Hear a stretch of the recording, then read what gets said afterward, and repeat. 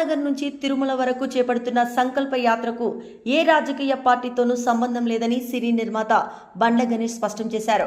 ఇది పూర్తిగా వ్యక్తిగత భక్తి, తన అభిమాన నాయకుడు చంద్రబాబు నాయుడుపై ప్రేమతో చేసిన మొక్కు మాత్రమేనని వెల్లడించారు. ఏపీ ముఖ్యమంత్రి చంద్రబాబుపై ఉన్న అభిమానంతోనే ఈ పాదయాత్ర చేపట్టినట్లు చెప్పారు. ఈ యాత్రకు రాజకీయ కోణంలో చూడొద్దని, విమర్శలకు దూరంగా ఉంచాలని ఆయన కోరారు. ఒక మణిహారం లాంటి వారు, మీ వల్ల ఈ షాద్ నగర్లో అద్భుతంగా ప్రగతి పథం వైపు దూసుకుపోతుంది.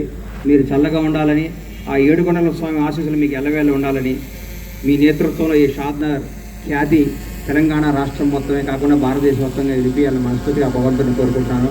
అలాగే ఒక మణిహారం లాంటి వారు, మీ వల్ల ఈ షాద్ నగర్లో అద్భుతంగా ప్రగతి పథం వైపు దూసుకుపోతుంది. మీరు చల్లగా ఉండాలని, ఆ ఏడుకొండల స్వామి ఆశీస్సులు మీకు ఎల్లవేళ ఉండాలని, మీ నేతృత్వంలో ఈ షాద్ నగర్ ఖ్యాతి తెలంగాణ రాష్ట్రం మొత్తమే కాకుండా భారతదేశ మొత్తంగా విడిపియాలని మనస్ఫూర్తిగా భగవంతుని కోరుకుంటున్నాను.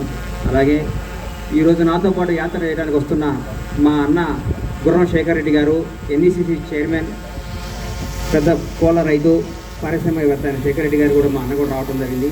పౌల్ట్రీ రంగంలో ఈరోజు ఆయనే మా కోడిగుడ్డు రేటు ఎంతో నిర్ణయించేది ఆయనే. ఆయన ఈరోజు తమ్ముడు నేను కూడా మీతో పాటు వస్తానంటే అదృష్టంగా భావించి మా అన్న మాతో పాటు అడిగేస్తున్నారు. అన్న ఒక నిమిషం మాట్లాడాల్సిందిగా కోరుకుంటున్నాను. అమెరికా నుంచి రావడం జరిగింది నా తమ్ముడు యశ్. థ్యాంక్ యూ తమ్ముడు, నా గురించి ఒక నిమిషం చెప్పు. నేను అమెరికా నుంచి చెప్పాల్సి వచ్చే అవసరం లేదు, ఎందుకంటే మన లోకల్లో బండ్ల గణేష్ అని ఎలా మాట్లాడతారు. అదేవిధంగా తెలుగుదేశం పార్టీకి ఏ రకంగా అండగా నిలబడ్డారు. చంద్రబాబు నాయుడు గారు జైల్లో ఉన్నప్పుడు బండ్ల గణేష్ అన్న కానీ మిగతా మిత్రులు, శివాజీ గారు మరీ ముఖ్యంగా, ఇలాంటి వాళ్ళందరూ కూడా చాలా అండగా నిలబడ్డారు మనందరికీ కూడా. ఎందుకంటే ఆ రోజు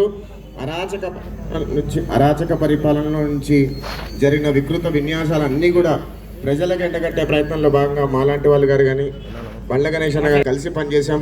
అదేవిధంగా ఈరోజు బండ్ల గణేష్ గారు ఈ పాదయాత్ర చేయటం నాకైతే, ఎందుకంటే ఏ స్వార్థం లేకుండా ఎప్పుడు ఎవరు తలుపు తట్టినా సరే ఏదో రకంగా సాయం చేసే వ్యక్తి బండ్ల గణేష్ గారు. అదేవిధంగా ఆయన బండ్ల గణేష్ గారు అనే కంటే కూడా నాకు అన్నగా చాలా బాగా పరిచయం.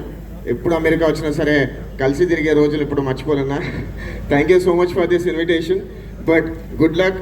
ఖచ్చితంగా మీతో మీ పాదయాత్రలో మేము కూడా ఎక్కడో దగ్గర కలిసి ప్రయాణం చేస్తాం. ఖచ్చితంగా నేను 6th వెళ్తున్నాను, but meanwhile I will also be there.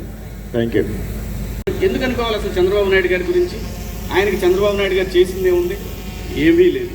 కానీ సమాజానికి చేసిన దాన్ని తన గుండెల మీదకి తీసుకొని ఇన్ని కోట్ల మందికి జీవితాలను ఇచ్చిన మహాన్ మనిషి జైల్లో ఉండటం ఏంటనేది ఆయన మనసులో పడింది. ఆ రోజున పడి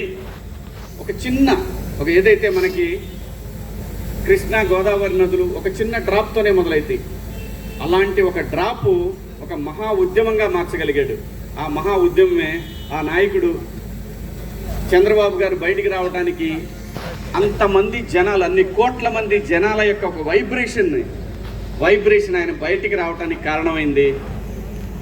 ఆ కృతజ్ఞత భగవంతుడికి ఏదైతే తను మాట ఇచ్చాడో, మా నాయకుడు ప్రజల మనిషి బయటికి రావాలని కోరుకున్నాడు. ఆ కోరిక మేరకు ఆ భగవంతుడు కరుణించి ఆ రోజున బాబు గారికి బెయిల్ రావడం, బయటికి రావడం, ఆ తర్వాత ఏం జరిగిందో మీరు అందరూ చూశారు. మరి ఊరికే మాటలంటాం అందరికీ సాధ్యమే, ఎవరైనా అనొచ్చు ఒక మాట. కానీ తన అన్న మాట ప్రకారం ఈ రోజున షాద్ నగర్ నుంచి, అంటే తనకి ఏదైతే తన జీవితం మొదలైన ఈ ప్లేస్ నుంచి వెంకన్న దగ్గరికి మొదలుపెట్టాడు ఈ ప్రయాణం. ఇవాళ తను ఒక 40-50 మందితోటి మొదలు పెడుతున్నాడేమో, కానీ ఇది అక్కడికి వెళ్ళేసరికి ఒక మహాసముద్రం లాగా మారింది. మనందరం చూస్తాం. నేను కూడా వస్తాను నీతో అన్నాడు. నువ్వు కాదు అబ్బాయి, నువ్వు అక్కడ దాకా వద్దు, నువ్వు బయలుదేరే దగ్గర ఉంటే చాలు అని అన్నాడు. ఎందుకంటే ఇది తను చేసేది దేని గురించి? తనకి లాభం లేదు, దీంట్లో తనకు వచ్చేది లేదు. డైరెక్ట్గా నా ఇక్కడి నుంచి బస్కి వెళ్ళిపోయి శుభ్రంగా ఫ్లైట్కి వెళ్ళిపోయి దర్శనం చేసుకొని రావచ్చు. ఈజీ, చాలా ఈజీ. మాట ఇచ్చాడు, భగవంతుడి దగ్గరికి వెళ్ళాడు, దండం పెట్టుకున్నాడు, థ్యాంక్స్ చెప్పాడు, ఇది ఓకే. కానీ అలా కాదు. తను ఏదైతే అనుకున్నాడో అనుకున్న మాట మీద నిలబడాలి అనేది ఒక సంకల్పం ఏదైతే ఉంటుందో ఆ మనిషి ఇప్పుడు మనం చూస్తున్న ఈ బండ్ల గణేష్ గారు ఇంకా ఎక్కడో చూస్తాం, మనం ఇంకా వేరే లెవెల్లో చూస్తాం. ఏ మనిషికైనా అంతేనండి, నాట్ ఓన్లీ బండ్ల గణేష్ గారు, ఎవరైనా సరే ఇక్కడ నిజాయితీ ఉండాలి. ఇక్కడ నిజాయితీ ఉంటే నేచర్ మనతో వస్తుంది, సమాజం మనతో వస్తుంది.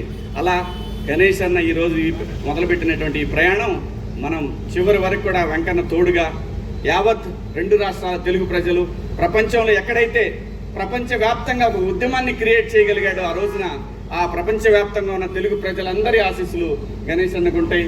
మా అందరి అభిమానం తోటి ఆయన ఎటువంటి అడ్డంకులు లేకుండా స్వామివారి దగ్గరికి ప్రయాణిస్తాడు. స్వామివారి దర్శనం రోజున ఖచ్చితంగా ఎక్కడున్నా సరే నన్ను కూడా భగవంతుడు అక్కడ దాకా తీసుకెళ్లాలని కోరుకుంటున్నాను. ఖచ్చితంగా గణేష్ అన్న, థ్యాంక్ యూ. నీ మంచి మనసు, నీ నిజాయితీయే నిన్ను నడిపిస్తూ ఉంది.